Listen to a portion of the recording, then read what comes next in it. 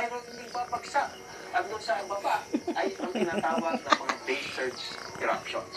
Parang itsura ng sumabog ng nuclear parang sa may tataas at merong pahihiwalay. Laman ng pagsabog nito ang mga butil mula sa bulkan, delikadong gas at mainit na abo. Mabilis itong kakalat sa baba ng bulkan at sa sobrang bilis, tatawid ito sa tubig. At ang base surge na ito ang dahilan ng pagkamatay ng maraming tao sa mga nakalipas na